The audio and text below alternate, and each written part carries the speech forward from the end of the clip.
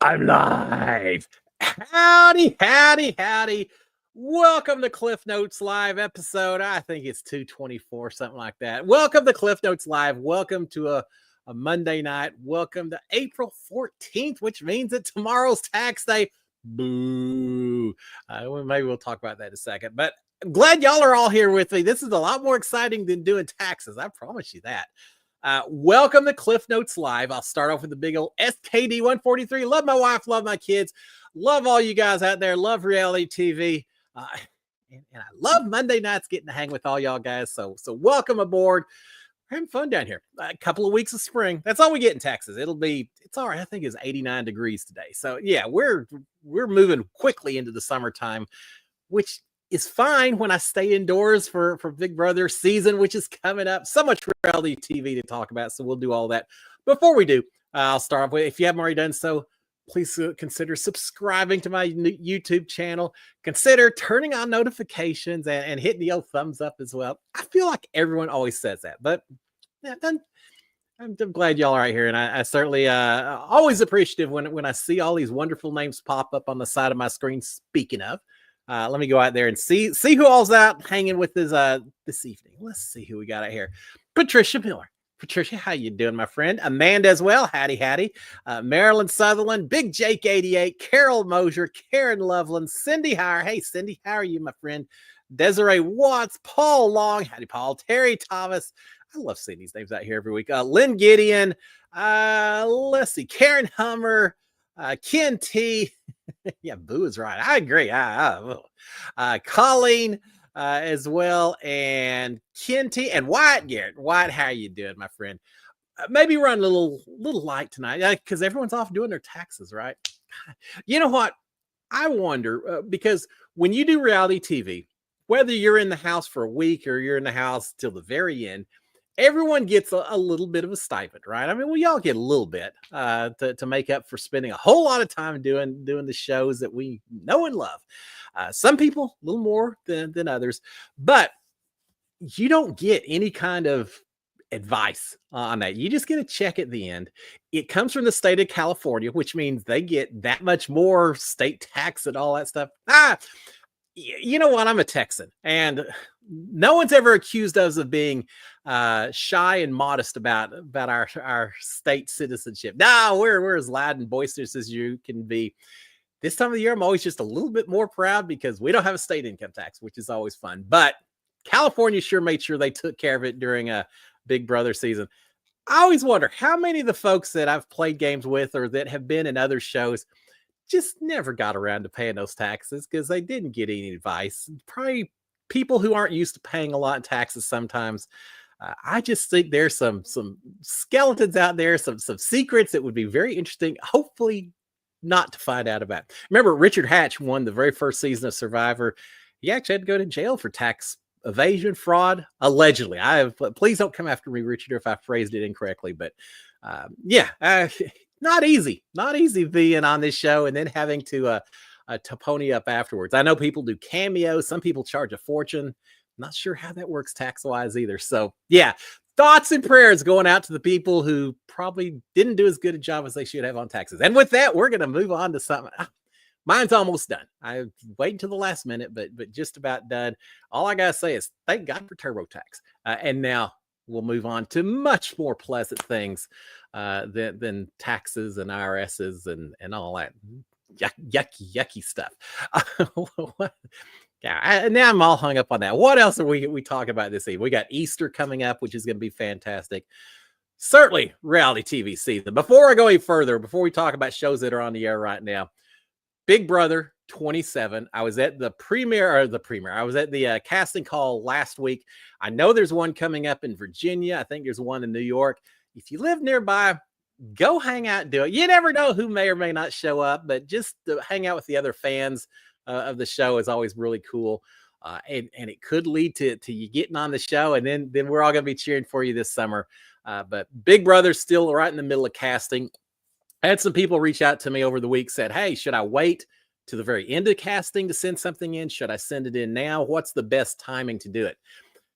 I'm not the casting person, but I will say this. I don't think it matters. I truly don't think it matters because during my season of Big Brother, I showed up on my casting call on February 23rd, which was very early in the process, and I got in. I also know that both David Alexander and Nicole Anthony, they showed up. They did their finals just a few weeks before the show premiered. They were very, very late in the process. And so me at the very beginning, them at the very end, I just don't think it matters that much. If you get in early, they may say, "Oh, we got that part. Yeah, we got it all figured out." At the end, it may be that we haven't quite found the person that's going to fit this little puzzle piece. Well, those two both fit different puzzle pieces. So I don't think it matters. Just get it in. Don't procrastinate because if you do that before you know it, you'll be like, "Hey, it's too late. I guess I'll do it next season." And then next season leads on and on. I got to celebrate a birthday with a guy who's a fan of Big Brother, and hopefully me too. But he was celebrating his 14th birthday, and he's already thinking ahead to when he turns 21. I said, "Well, you know what, Big Brother 34, I will be watching for you, my friend." So yeah, it's never too early. All right, let's talk about some questions, and we'll get into whatever y'all want, whatever else y'all want to talk about. Cindy Harrison, tell us about your background. You know, my teaser on Instagram and even on StreamYard was all tax day, me holding my piggy bank and getting it yanked out from me and all that. I was going to do something similar from my background, just some kind of money scene or whatever. And I started looking through my pictures and I saw my boat room. For those of you who may not remember my season, the boat room was my private enclave. I think that's the word. My private little bat cave, my hangout. That I could at least towards the end of the season have a little bit of privacy in there. I tore my hamstring during my HOH run, which is day number 30, and had to keep it elevated, keep ice and heat on it, cycling back and forth. People in the house thought I was faking that injury. I wasn't faking. Now, I maybe made it seem a little worse over the last little bit of time. It healed quicker than maybe I let on, but it truly was a very slight tear of the calf muscle. But one of the things I would do is I would lay with my back on the bed and prop my feet up, my legs up to the top part and do that. And at the end, when there were only 4, 5, 6 people in there, God, I could lay there for hours and no one would come in and bother me. And it was fantastic. Of course, this is also where I opened my big old mouth and got overheard by Christy. So good and bad, but my favorite place in the whole house. I just saw this picture and said, I haven't used it in a while. I want to use the boat room.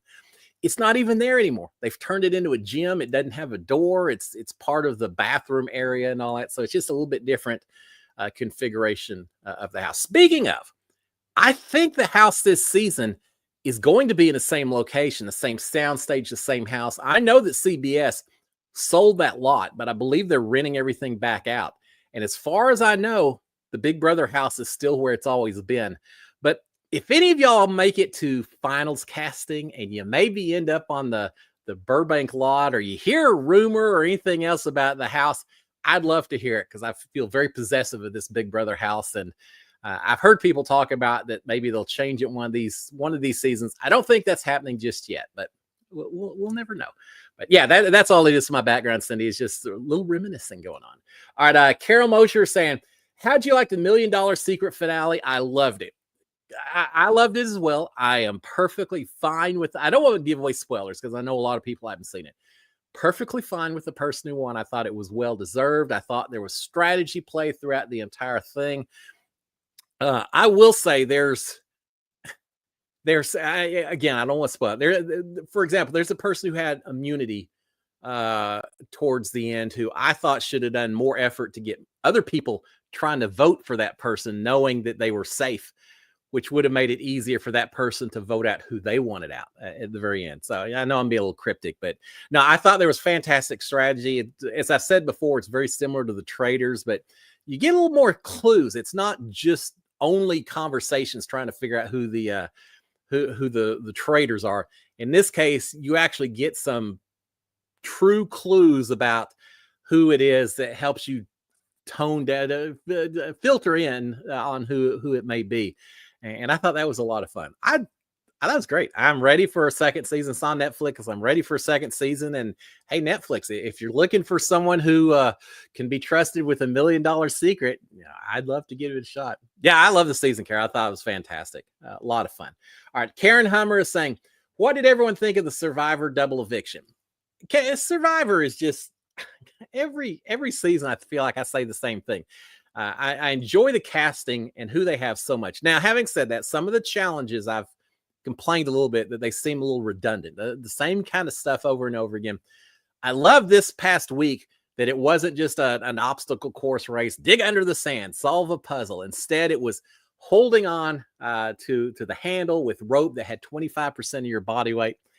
Lord, when they said, and your pre-survivor body weight, what you weighed before you showed up on that island. As soon as they told me that, and I started imagining how much weight that would have been, I would have had a heart attack right then and there.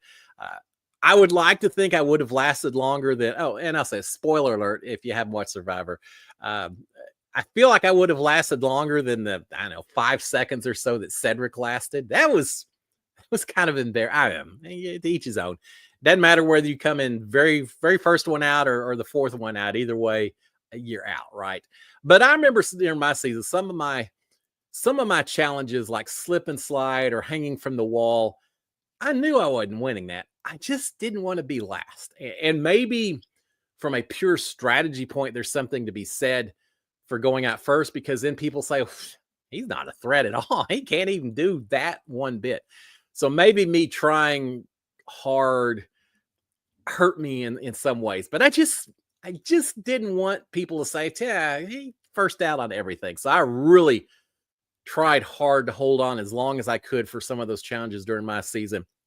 And Cedric may have to. It could be that your hands get sweaty. He may just not have had a very good grip to start with, but I love that particular challenge. And the fact that it came down to David and Joe at the very end. First of all, talking about Mr. Beast 1 and 2, those guys, athletic.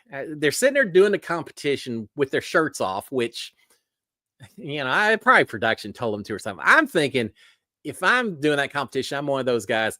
I'm keeping the shirt on. I'm doing whatever I can to not come off as being Mr. Adonis Part 1 and 2. But now maybe they're way past that. That ship has already sailed. Those guys, incredible. They held on forever, set a new record according to Jeff Probst. They both got immunity as a result. Now, I will say this, and Joe ended up not winning he won immunity, but he didn't win the peanut butter party for everyone involved.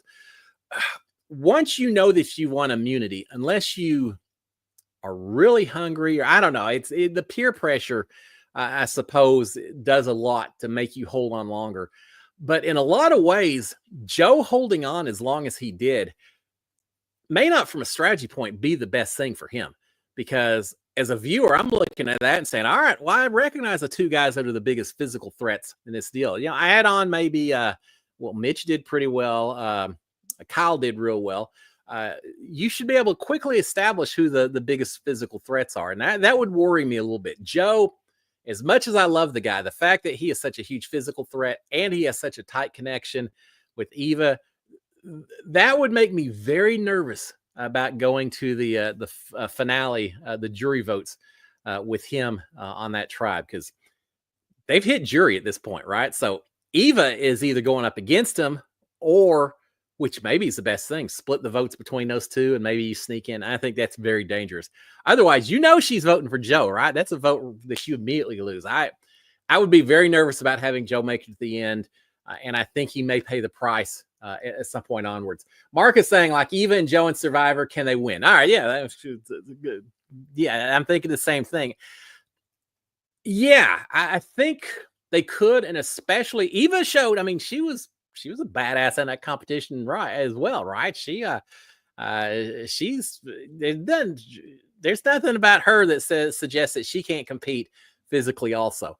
So between her and Joe, yeah, I think they could make it, but I just worry that if they don't basically share most of their victories going forward, at some point, maybe we're not quite there yet, but at some point, people are going to start wanting to not just get out the people who represent a threat to them in terms of votes, but get out people who represent a threat in terms of the final jury vote. Get out the biggest threats of the game itself. And I think at that point, we saw Say got voted out with a unanimous vote. Everyone voted against her, right? I could see that.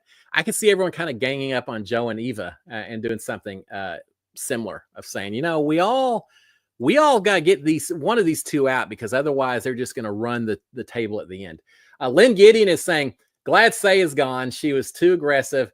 I think Cedric was too associated with Say, which is funny because he voted against her so many times. She didn't trust him. Cedric, and I will say, I love, was it this episode or the episode before? I think it's this episode. Star coming to talk to Cedric during his down moment. We've got to see another little touch of humanity there. It doesn't benefit Star necessarily to help him out. She just saw someone who's hurting her a little bit. I really like seeing that. But Cedric just not feeling so great. And as it turns out, he was justified in being a little bit of a sad sack with it. Cedric's gone. Let's see. We'll talk about that. Ed saying, enjoying Survivor this year. Calling me too. Absolutely. And Ma saying, hey, Ma, how are you? I did see you out there. Ma saying, hate the split tribe so bad. Why merge if you're just going to unmerge? Speaking to that point, and then we'll talk about Say getting out. Speaking to that point, last week we saw, was it 13 people? You had so many votes, and trying to finagle a majority with that many votes was just an incredible task. Now suddenly you're down to 2 tribes of 6. 2 people have immunity, one from each, I won't call them tribe, but one from each group. That's only 5 people left to pick from. Suddenly, it only takes 3 people left in this game to boot you out. And I think that's a little tough. Now, here's the deal. I know later in the season, you're going to have 6 or 7 people. It's going to be the same situation. But with those situations, you've had time to organically grow relationships and try to get at the people that you think won't support you, keep the people who will. You've had time to manipulate the game a little bit. In this case, that wasn't the case. In this situation, they drew rocks or buffs. I don't know how they pick the 2 groups of 6, but you basically picked those 2 groups. You immediately had the competition. You had tribal later that night. So you don't have a chance. It could just be luck of the draw that you ended up with 5 other people who aren't your biggest allies, your biggest proponents, that are your biggest antagonists. And you don't really, in that short a time period, have time to really make a lot of things happen. And I get it. It's a twist. Yeah, expect the unexpected, borrowing a little Julie Chen there and all. I get it, but I think it inserts a certain amount of randomness and certain extra bit of luck into the game that I just as soon not see. I would have, I know they sent 2 people home and all that. I would have, I think, preferred to just have one person go home at this point in time and have another big tribe, or I don't know, or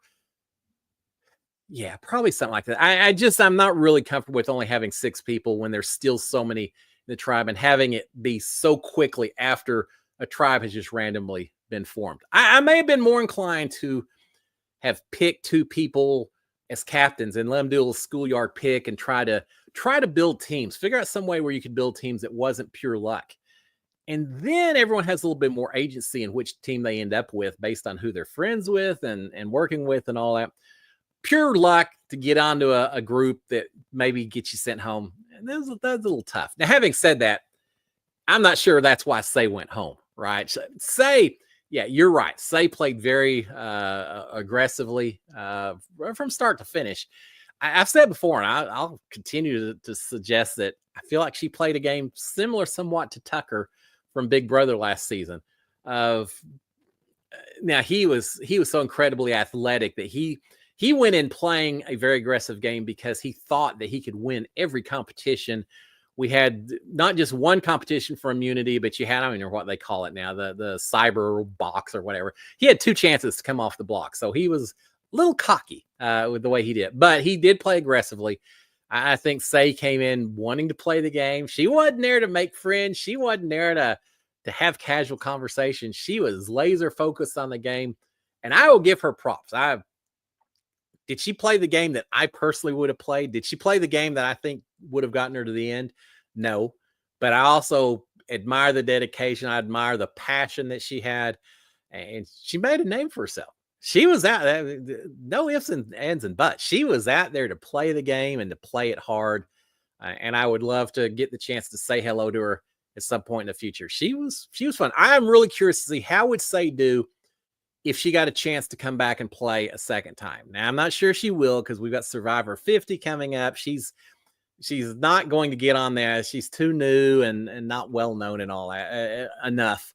I can't see her making it onto that season. And then who knows how long it is before they bring more people back. But I'm curious to see how she would play the game if she had a second chance. Would she still play it as laser focused as she was and as strongly as she did?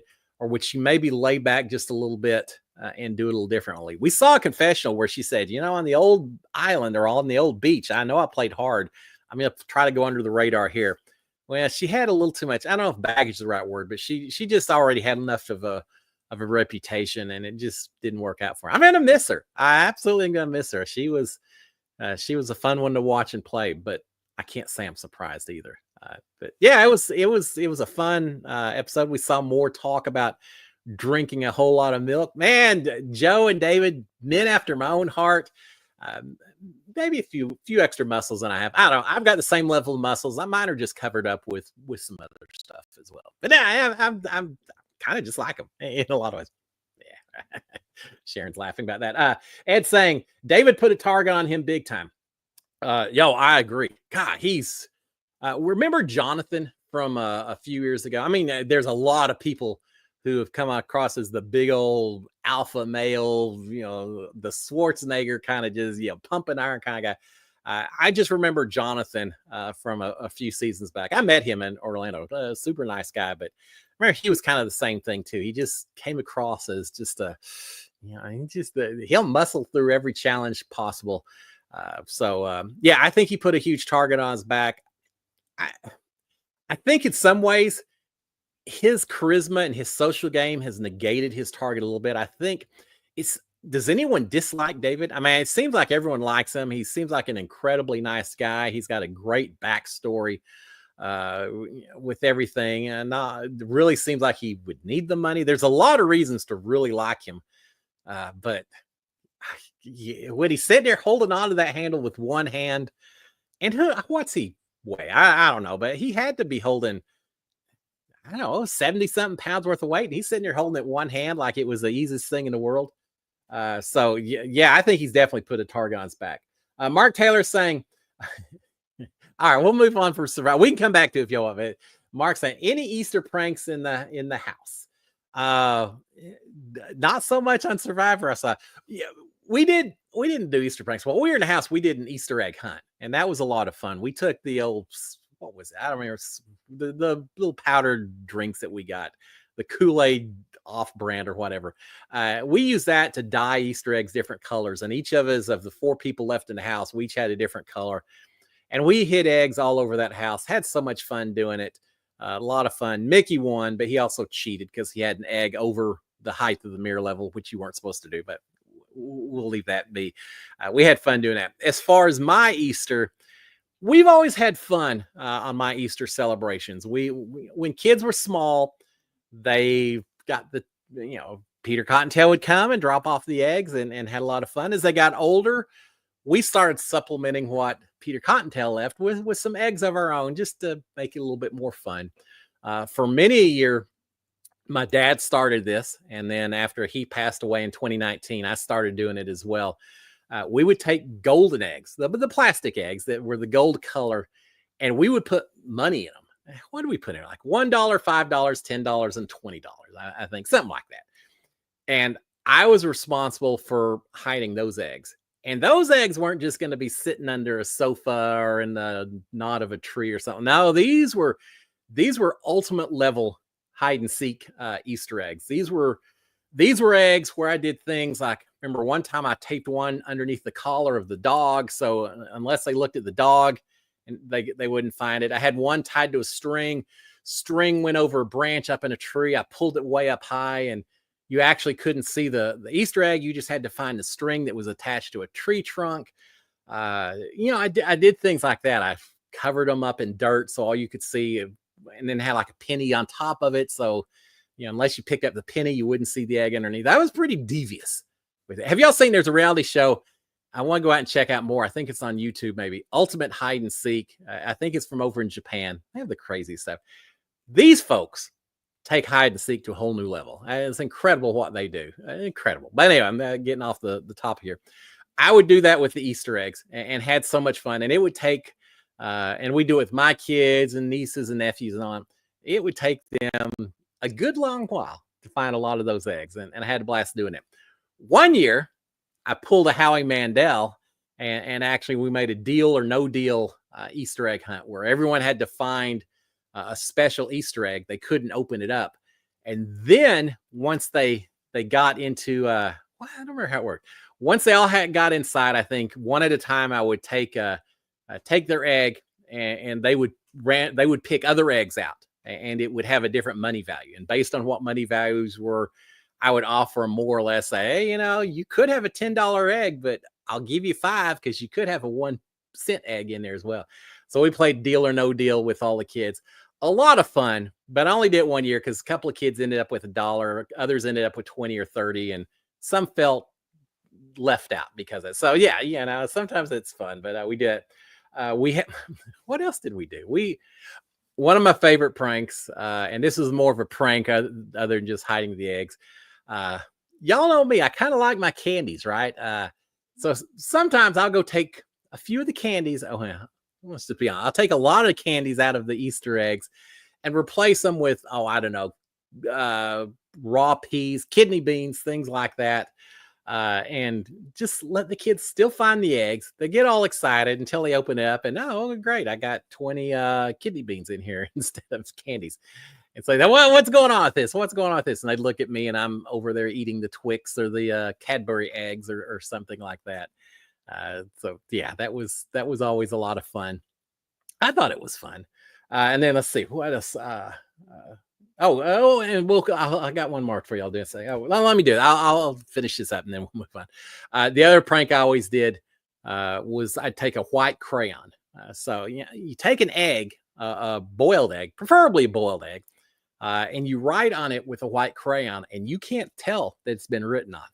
But I would do things. I'd take that white crayon, I'd write Cliff's egg, or this belongs to Cliff, things like that. And am I frozen? Yeah, I guess I'm frozen. Am I sitting there talking away? Let me know if y'all can hear me. Let's see. Huh. I don't see any comments popping up either. Let me It just shut down. Well, it's weird.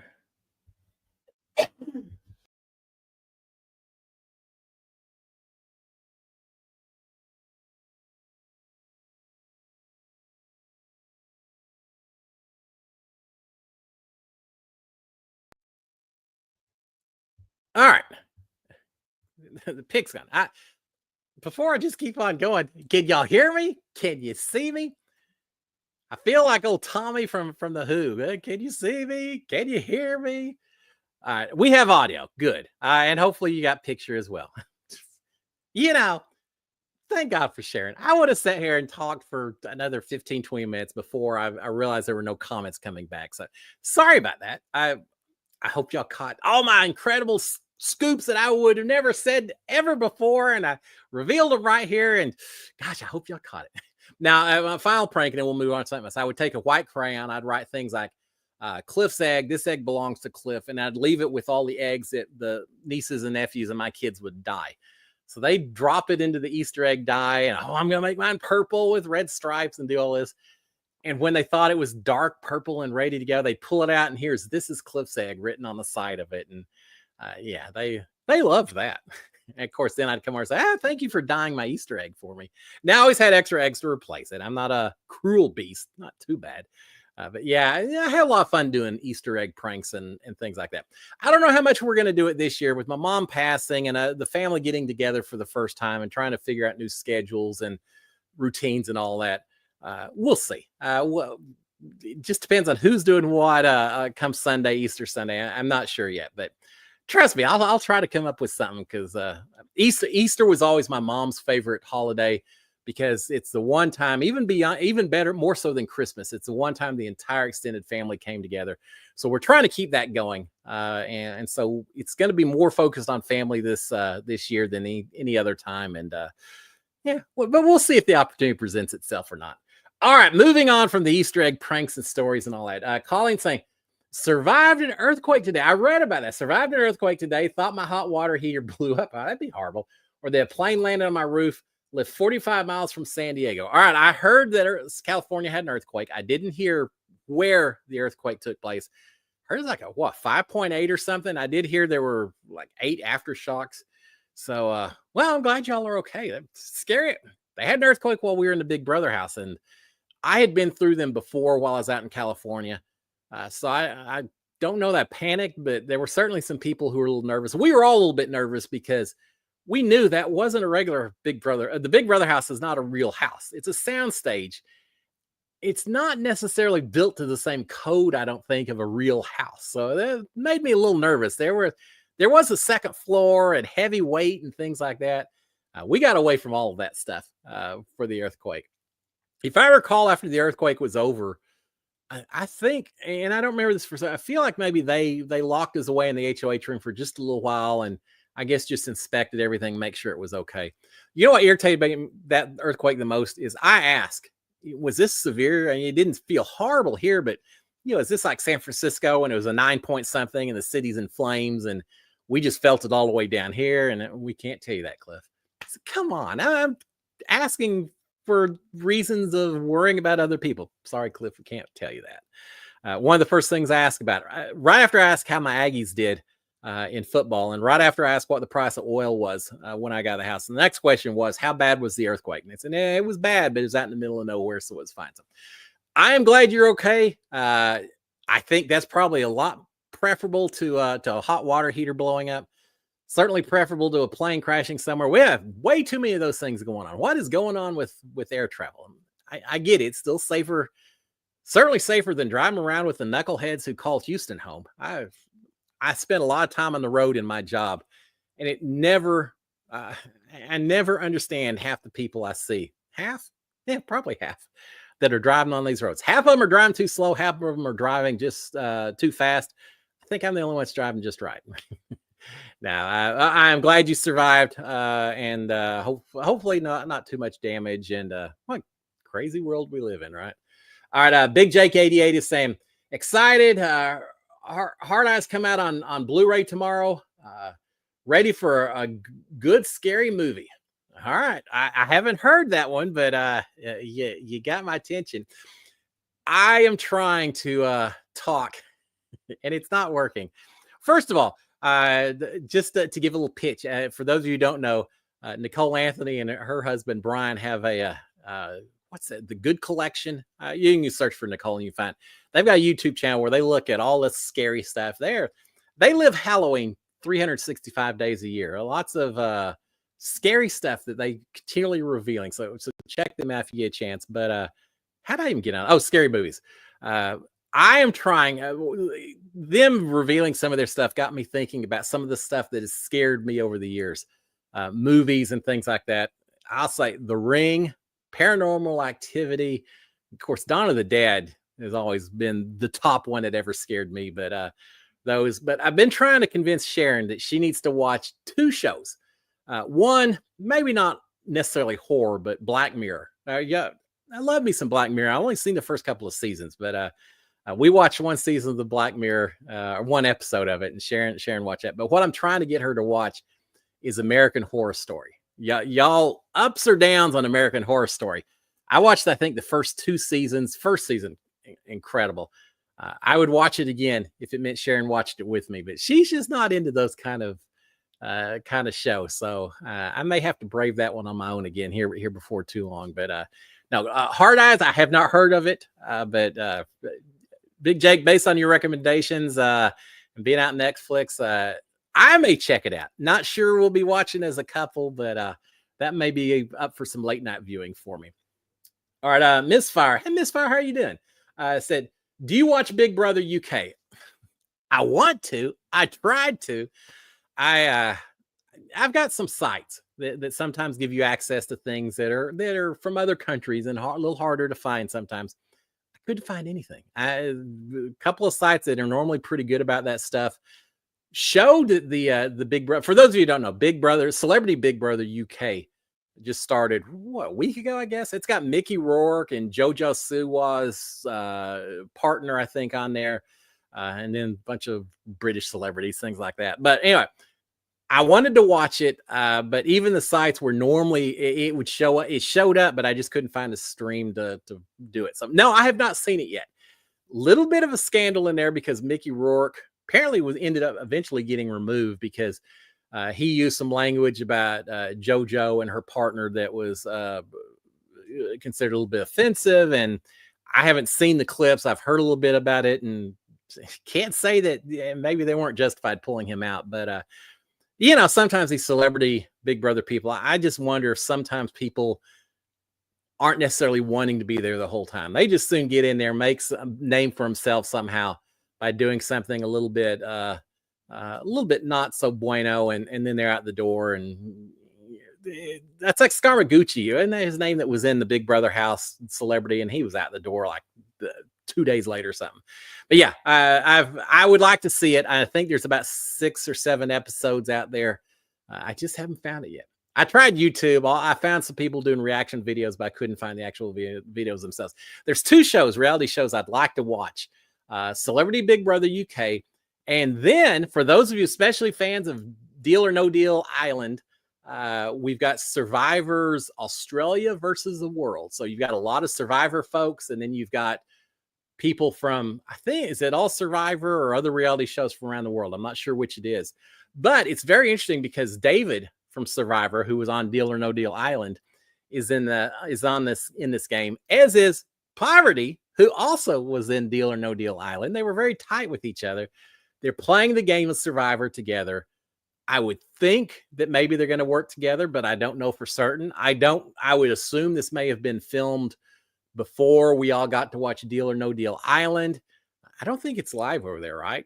I don't think so, but I'm not real sure. Survivor Australia has some different rules sometimes, but I would like to see how the two of them play the game of Survivor together and see David in his natural element and all of that. We'll see how it goes. So I don't know if that's premiered yet or not, but if not, it's right around the corner, and I want to check that out. So yeah, anyone who's got some suggestions on how to find those 2 shows, let me know. I'm not asking for anything illegal because that would be wrong. But if you know some places, let me know. All right, let's see what else we've got on here. Ms. Fire said, when I was 9 to age 11, we always went to the Easter eggs hunt at the White House.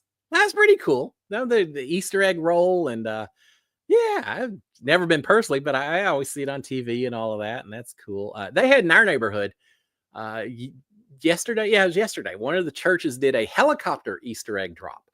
So a helicopter flew overhead, all the kids out in the field underneath it. Helicopter flew overhead, dropped hundreds, thousands of eggs out. Hopefully they weren't hard-boiled eggs. Those seem like they could hit a little harder than the others. And yeah, I'm not sure whether you're going to suggest to your young child, try to catch that egg in the air. That seems like danger waiting to happen. That reminds me of a WKRP episode, one of my favorite sitcom episodes of all time, where they, by God, I didn't know that turkeys couldn't fly.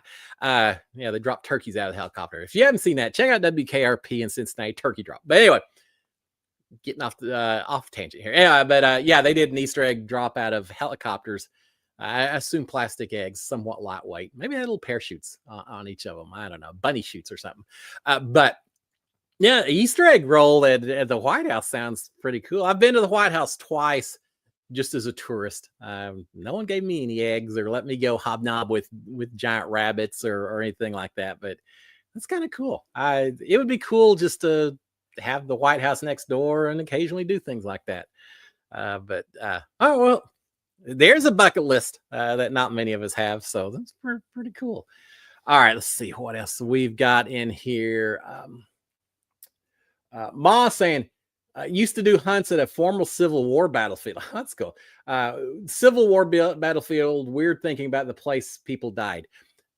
I feel the same way. I'm a huge history buff. I just love history. Sharon and I started watching just to get away from the reality TV a little bit. We're huge fans of Outlander, and we started watching the last season of Outlander because we got a little bit behind with my mom's stuff and all that, and started watching that. And For those of you who don't know, it's a woman who goes back in time and she's hanging with a guy who's a Scotsman. And anyway, they end up in the United States during the American Revolution. And so you see a lot of the history of the battles being fought. They're living through the battles and all that, based on a bunch of books by Diane Gabaldon, I think is how you pronounce her name.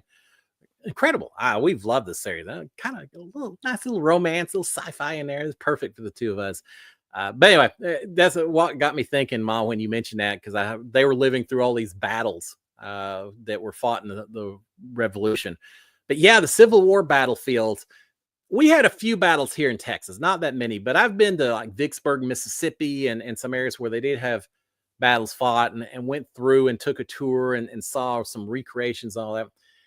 It is incredible. And I love what Gettysburg and some of the films that are out there. And all.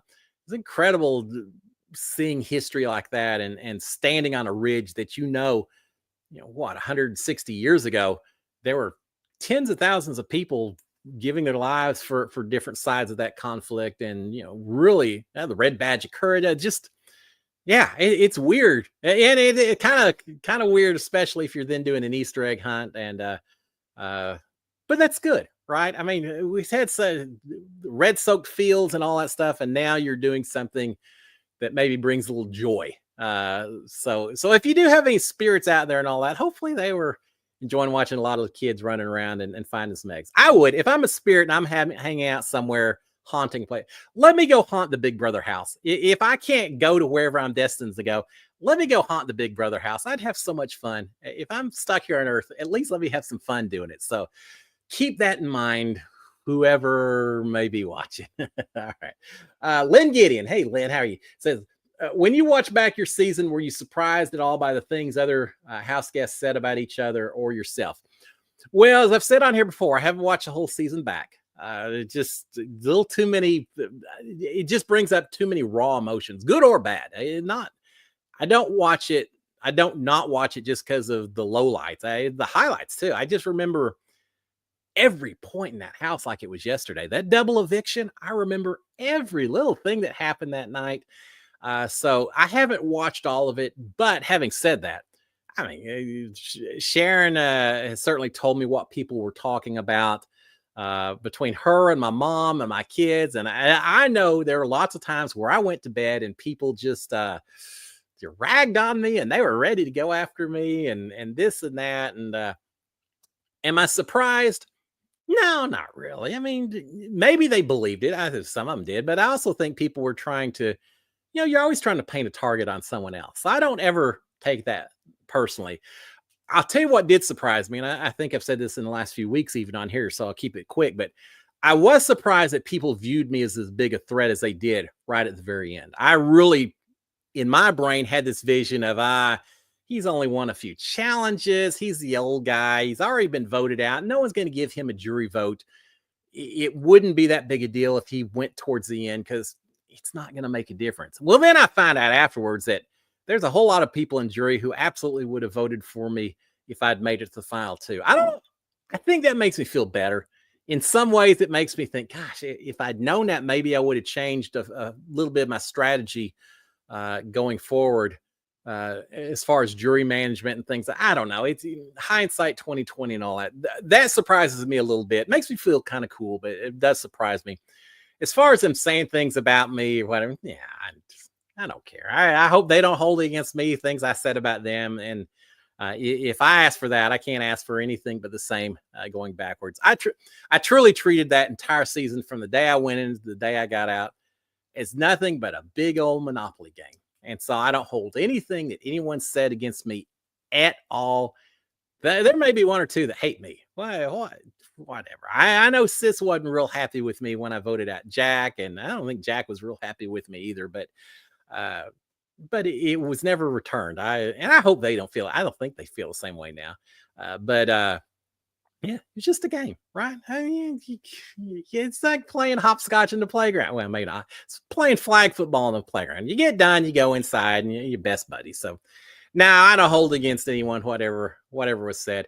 I hold it more against people out in the real world, social media, who said horrific things, not just about me, but about my family. And they're just not nice people. And it's a small group. but sometimes the smallest groups are the loudest because they just want to be heard because they have their own issues in life, right? We all know those kind of people. So I assume that, yeah, I feel a little sorry for the people that, because I think there's, when you have to be so toxic on social media, I think that's indicative of maybe other issues that they're dealing with. So I hope all of them are okay. But yeah, people outside bother me a lot more than people inside that house. All right. Tyson 1000. Tyson, how are you doing, my friend? Just got home and got to watch tonight. Get to watch tonight. Well, I'm glad you got a chance. And for those of you who may not realize it, if you ever miss a night, this is always set up as a replay.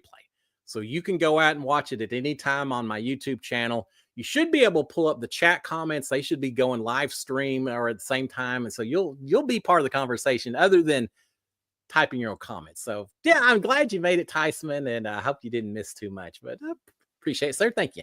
Ken T. Ken, I've seen all these names popping up. How are you? Have you watched NBC The Americas about the wildlife that lives among us? No. And who hosts that? Someone that's fairly famous hosts that, right? And I can't remember. It's not Tom Hanks. It's someone. Y'all tell me if you know. But no, I have not seen that. I've always been a big fan of those kind of shows. Growing up as a kid, it was Mutual of Omaha's Wild Kingdom. We had that on right before Disney every Sunday night. And I watched that stuff. First movie that ever made me cry was the movie Born Free. Born Free. Because at the end, they let these little tiger cubs go, or lion cubs go, and felt so bad that they went off and had to leave their mom and all that. So yeah, that's the first movie that ever made me cry. Tom Hanks. All right, I thought this. Yeah, I'm familiar with it. I haven't watched it. Big fan of wildlife. I mean, I live here in Texas. I worked out in the oil fields. Sometimes our rigs would be out in the middle of nowhere. One of my favorite things I ever did, we had an oil rig set up on the side of right on the edge of a canyon, basically. There was just a big ravine. On the other side of the ravine was a golden hawk's nest. And this nest must have been 10 or 12 feet across. Huge nest. And because we had the ravine between us, it didn't bother the hawk. And I got to sit there on that rig floor, work there for a couple of weeks, and we'll look out every day and just see this incredible nest and see this hawk. And it's just, I have a newfound appreciation for nature because of so much time that I spent working the rigs, working outdoor in nature, and because I've just traveled the world and seen the variety of stuff that we get. So yeah, now I haven't seen it, but it'd be right up my alley in terms of shows to see. Talking about nature, we didn't talk about Amazing Race. What'd y'all think about Amazing Race? I'm loving this season as well. Oh, says here you bet Frozen.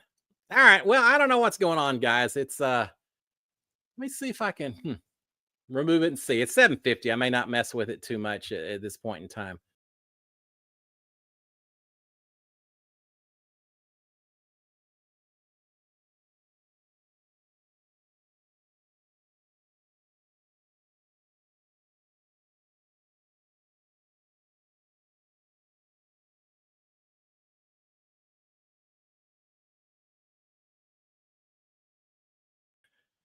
All right, I'm back.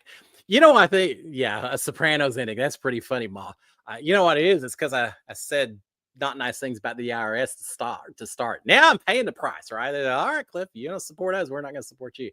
Now, Amazing Race. How cool they were in Dubai. One of my favorite places I've ever been to visit. They got to go out and hang around in that Bedouin camp. I did the same thing during my while I was over there. It was so much fun. We went over there, did wadi bashing, took jeeps up and down the sand dunes. I was in with the family. I was really thinking, God, I got the family, so they're not really going to be as aggressive in their driving. Oh no, it's almost like this driver wanted to show this family just how aggressive he was willing to be.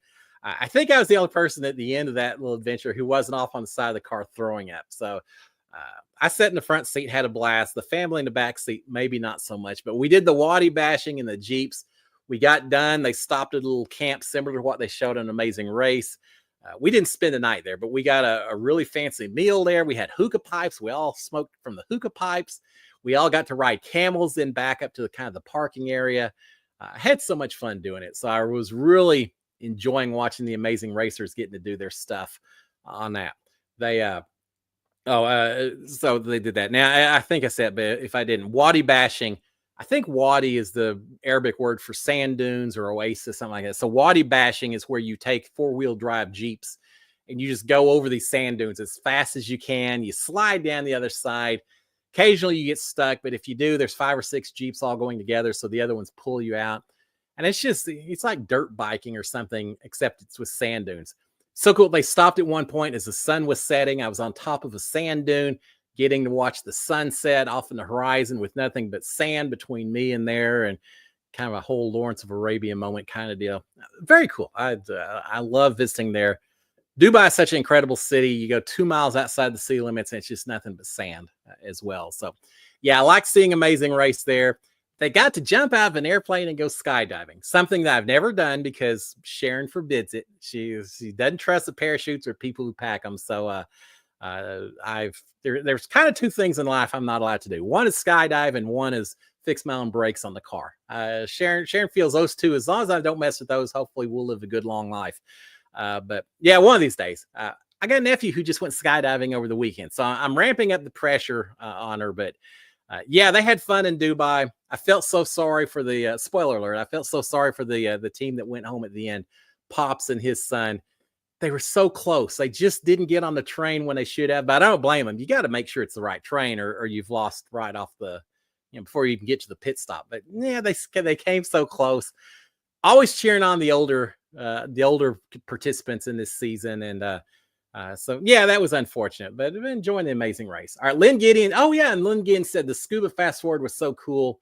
And Ed saying having a good time with the Amazing Race too. Yeah, Lynn, that scuba diving was incredible. I'm PADI certified. I've gone scuba diving, not in Dubai, only in Florida and around in the United States. I love scuba diving. So much fun. That would be so incredibly cool. They said that the hole in that thing goes down at a couple of 100 feet. I've never gone that far down. I think 40 feet's the deepest I've ever scuba dived. But yeah, it's so cool. Hopefully y'all have seen the scene. They've set up this artificial environment with a deep hole, and it looks like a flooded city, and the windows, it's stuff's going on the other side, and cars that are down, and pool tables. That was, yeah, if I ever go back to Dubai, now I've been to Dubai and seen the ski slope. I didn't actually go skiing. I should have, but I sat there at a chalet at the bottom and had a Swiss meal dinner and things like that. But yeah, they do all kinds of crazy stuff there. That scuba diving place was pretty cool. So yeah, I told Sharon, I said, maybe once I retire, we need to go hit Dubai and check that place out, because it's Dubai and Kuala Lumpur, 2 of my coolest cities to go. Singapore maybe as well. Some of my most fun cities to go visit, and places in terms of all the places I've been around the world. I'll throw in Rio de Janeiro too. Rio de Janeiro is a nice little spot. I'd go on a vacation there in a heartbeat with Sharon. I'm already thinking about my retirement spots. I'm probably getting a little ahead of the game there. But yeah, I've had fun with the Amazing Race so far this season. They've gone to a lot of cool locations. So yeah, good job once again, CBS. All right, let's see what else. 7:56. We'd shut down here a second. Ed saying we're losing the good pairs, but still invested. Yeah, I like all of these teams. It's we lost the husband and wife team from Salt Lake City. We lost a couple of teams that were good players. I mean, that you would think maybe could get to the end. That old double U-turn where they voted just really cratered the Salt Lake City couple from last week. That was a little tough. Tim Coxon was rooting for him. Yeah, they have 7, 8, 9, 10 kids, a lot of kids. They did pretty well, though, considering. In fact, well, I'll say it. They didn't just do pretty well. They were doing very well. They just got burned by having everyone else vote on the U-turn, and I just couldn't recover from that. And then this week, just those are cool challenges. I feel like it's right up my alley. Maybe not so much parachuting, although I feel like I could just hang in a harness as well as anyone else. Yeah, there's not a lot of skill involved in that. I could certainly do the scuba diving. I could certainly go hang out at a Bedouin camp for a little while and ride a camel. Speaking of which, camels are incredibly stinky, filthy kind of animals. Just throwing that out there. But I could ride a camel. I could certainly hang out at a Bedouin camp. I could go scuba diving. I feel like when they had to make those fancy exotic desserts, my only challenge would have been getting them all over to the head chef to look at and inspect before I had to try some of those. I think I would have accidentally messed up a few of them just so I could taste them. Those look like incredible. The gold flakes versus gold leafs. Yeah, that's a whole different level of dessert than what I'm used to. But I think as soon as I got my thumbs up from the chef, I would just scarf down every dessert they had on there.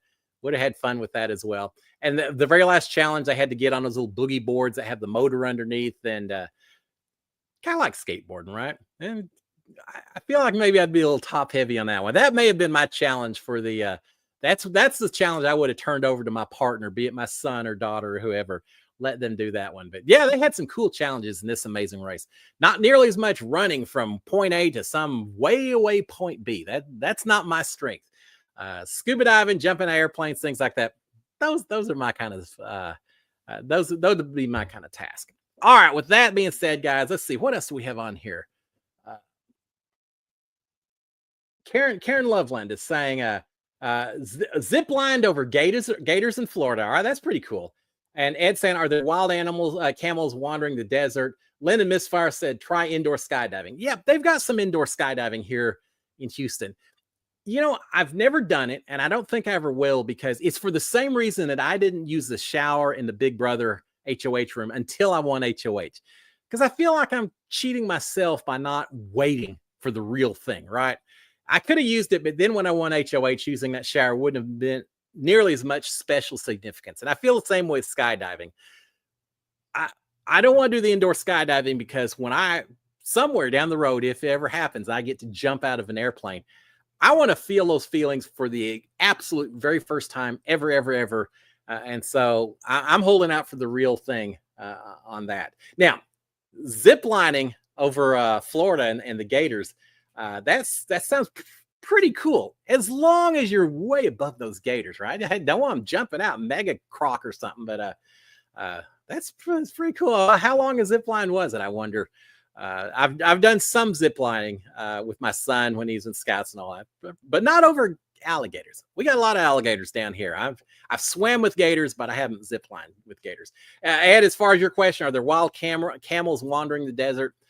I am pretty sure they wander the desert in the UAE, which is part of what Dubai is a part of, the country.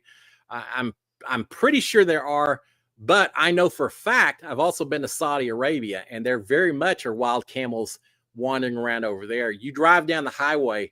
I went from Riyadh, I think. Anyway, driving north up until kind of where it borders with Kuwait, Saudi Arabia. Long, desolate highway, nothing but sand between the two.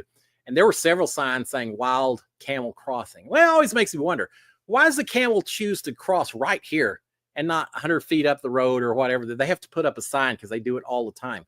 They all look like the same sand dunes to me, but I guess not. But yes, and we actually a couple times had to stop the car because there were camels crossing the road. You don't want to crash into a camel. I think you'll take their legs out and they'll fall right on top of your car, and neither one of y'all have a very good day after that. But yeah, we saw wild camels when I was in Saudi Arabia. Very, very surreal. Makes you really realize that we're not in the U.S. anymore when there's just camels wandering around. Very cool. So yeah, definitely in Saudi Arabia. I think in the UAE also, they do camel races where they used to put little kids on, and kids would cry because they were scared. That would scare the camels, so they'd run even faster. They finally banned that, thankfully. But yeah, they do camel racing over there, which is kind of cool. All right, Tyceman 1000 saying, send in my video last week. We'll go to open casting if one is close. You know, you're putting yourself out there. If you get it on, if you get on, fantastic. If you don't, you were willing to take the risk. That makes you a winner already. That's congratulations. Tyson, that means we may be cheering for you here later this season, which would be incredibly cool.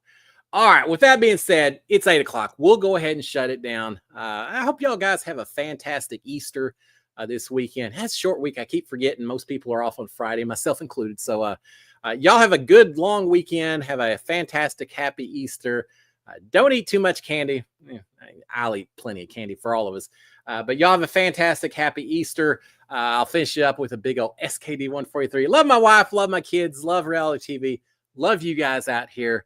If you haven't already done so, please consider subscribing to my YouTube channel, turning on notifications, hitting the old thumbs up. And until next Monday, Y'all have a good one, my friends. Hey, sorry the video shut down a couple times. I don't know what's going on, but we survived it. It's all about adapting on the pivoting on a dime, right? Have a great week. I'll see y'all next Monday. Happy Easter. Until then, SKD 143. Cheers, my friends. Bye. Now we'll see if I have better luck turning this thing off. I think so. Y'all have a good one, guys. Cheers, my friends.